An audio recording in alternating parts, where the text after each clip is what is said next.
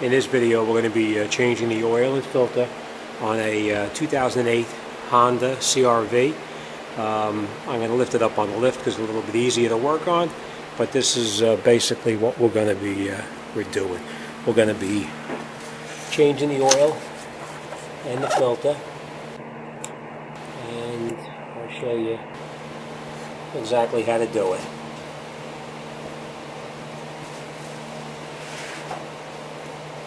What you're going to do is this is the oil drain plug underneath the bottom of the oil pan. This is where your drain plug is. Quite simply, you're just going to take this plug out here, let the oil drain out. Once it finishes draining, we're going to put the plug back in, and we're going to remove the filter and replace the filter with the new one. So let me show you how it goes. We'll get started on it. This is the oil drain plug right here. So test right at the bottom. So take the oil drain plug out. Remember the rotation. Counterclockwise to take it off, clockwise to tighten it. Alright? You just drain the oil. Just make sure you have a bucket, obviously, before you take the plug out, because it's going to be quite messy.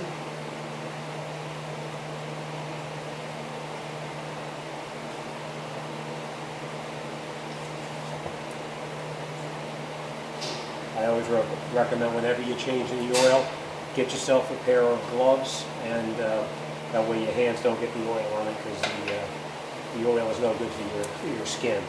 Alright, so we're going to let that drain for a little bit, and we're going to talk about the different ways that you can take the oil filter down from the car. You can get a cap like this that just goes right onto the top of here, and you can take it out. Or the one I kind of like the best is the one that's actually adjustable like this, so it actually grips in quite a bit tighter. So while that's draining, we're going to take down the filter.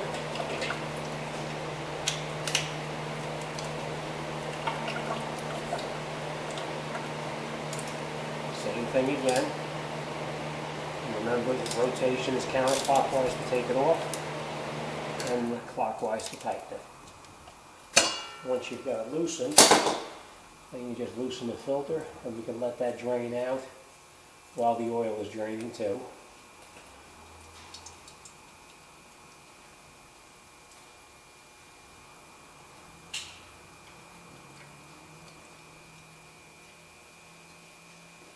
Now I'm going to talk about the oil filter. Before we do anything with the oil filter, we're going to I'll show you real quick.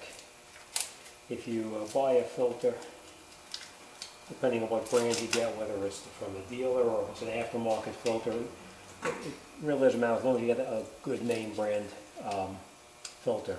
I'm using the original factory filter. And what you normally do is, before you put a filter back on, is you put a little bit of oil on the gasket itself like this. And the reason you're doing that is because when you screw it back up there, it'll slide a little bit easier on the housing itself. So let's take this filter out, and we're going to replace it with the new one.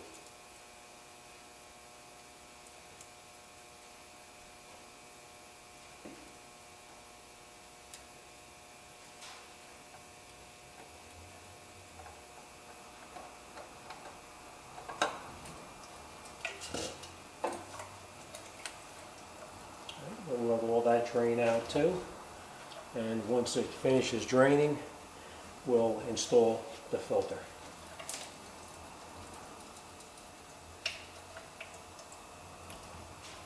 Let's make sure all of the oil drains out. While waiting for it to drain, let me show you what I always do. It's a good idea whenever you're changing the oil on the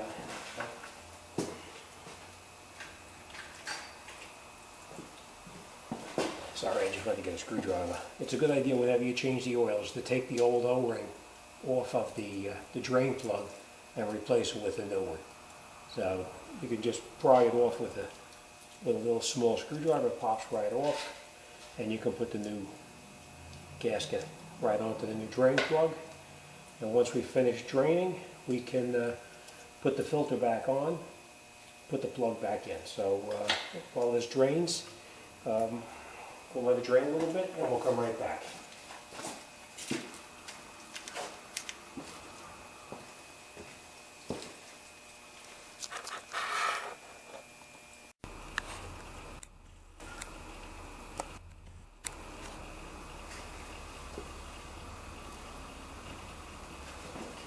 Now that it's pretty much drained out, we can reinstall our drain plug into the oil pan.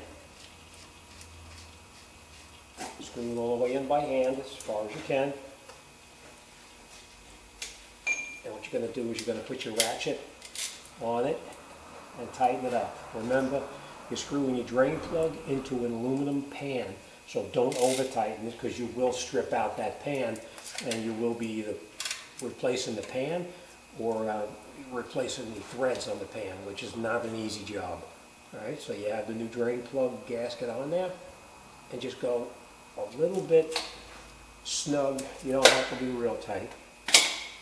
Alright, the oil filter, we put a little lube on here, a little bit of oil on here, and we're going to screw this up onto the engine by hand, all the way up until it contacts the engine itself. And then what we're going to do, we're going to make sure that the filter is tight. Again, we don't have to over tighten it. I like this one for putting it back on. That previous one I showed you was good for taking it off, but not for putting it back on. And you just screw it up and tighten it in. Okay. Alright, and the last thing you're going to do before you bring the car down and put the oil in is clean it off.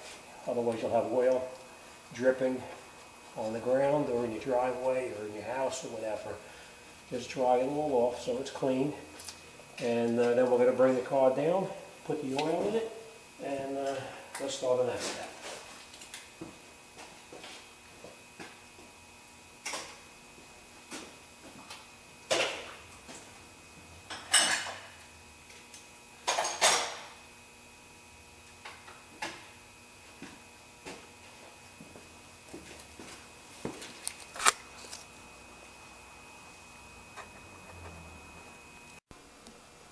Okay, now I'm going to show you how to put the oil in the car and how to check the levels to make sure it's full. I already looked it up, so I know it takes about 4.5 quarts of oil. So we're going to install the 4.5 quarts, and this is pretty much where your oil is going to go. Make sure you use the correct oil. As you can see here, it recommends that you use a 5W20. All right. Now we know it takes about 4.5 quarts, so let's put the oil in and we'll just start it up.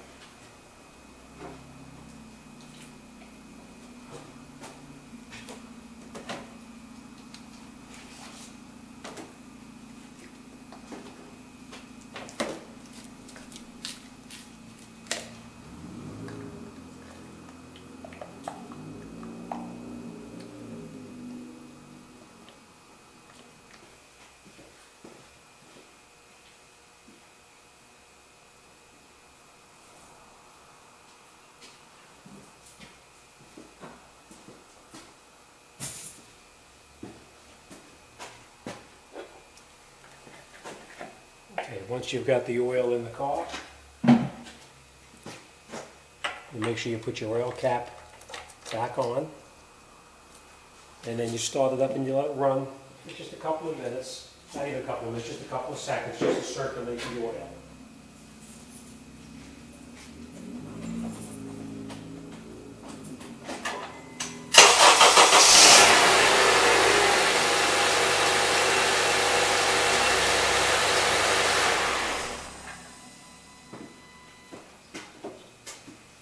The reason that we let it run for just a minute is we want the oil to circulate through the filter, and then what we're going to do is we're going to take the dipstick and always check your oil level just to make sure that it's to the full mark.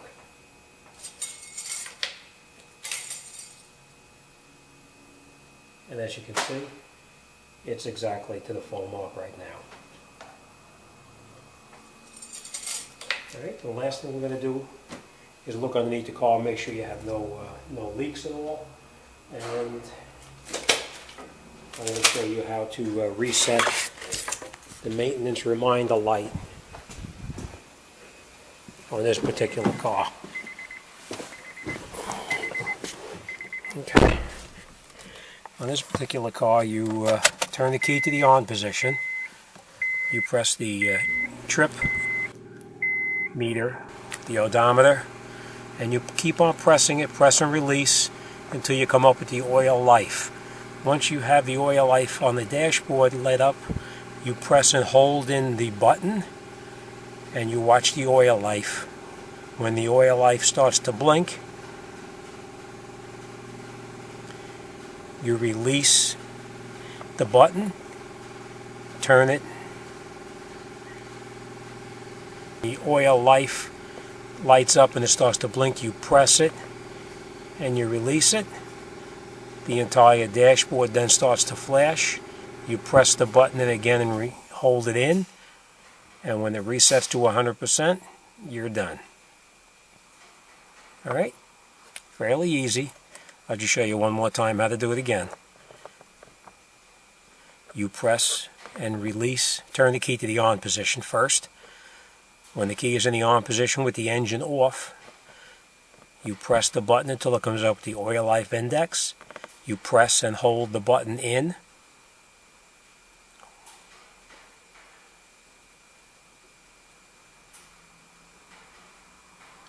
The oil life cancel comes up, the oil life lights up. You turn this knob and keep turning it until the oil life starts to flash. When the oil life starts to flash, you press the knob, the button in, and you hold it in. Release it. The entire dashboard starts to flash. Then you press the button in again and hold it. And it'll light up 100%. Okay, thanks for watching, and I'll see you on the next one.